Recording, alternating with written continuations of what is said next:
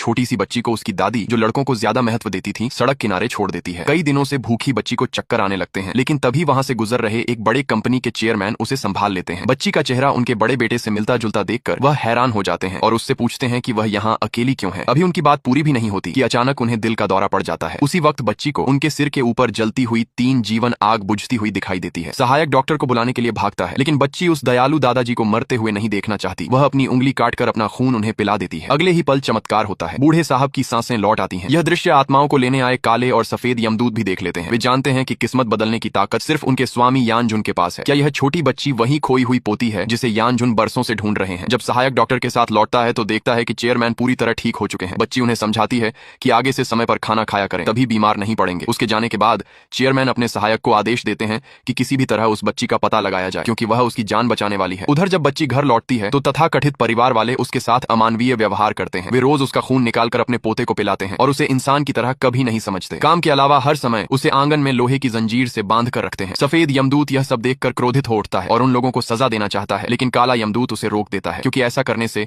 उनके स्वामी और बच्ची पर मुसीबत आ सकती है। फिर भी वे चुप नहीं बैठते। वे फैसला करते हैं कि बच्ची को बचाने का एक ही रास्ता है, उसके असली पिता, जो एक बड़े बिजनेस टाइकून है, तक उसे पहुंचाना। उसी रात वे पिता के सपने में जाकर बच्ची की झलक दिखाते हैं। उधर उस बड़े घर में पिता अचानक सपना देखते हैं कि एक छोटी बच्ची उन्हें पुकार रही है, पापा मुझे ढूंढ लो। नींद खुलते ही वह अपनी 5 साल से लापता पत्नी की तस्वीर देखते हैं और याद करते हैं कि उसने कहा था अगर हमारी बेटी हुई तो उसका नाम सुई सुई रखेंगे, ताकि वह हमेशा सुरक्षित रहे। सफेद यमदूत बच्ची को सच्चाई बताता है कि उसके पिता एक बड़े समूह के सीईओ हैं। अगर वह उन्हें ढूंढ लेगी तो उसे फिर कभी भूखा नहीं रहना पड़ेगा। अगली सुबह बच्ची हिम्मत करके कंपनी पहुंचती है और रिसेप्शन पर कहती है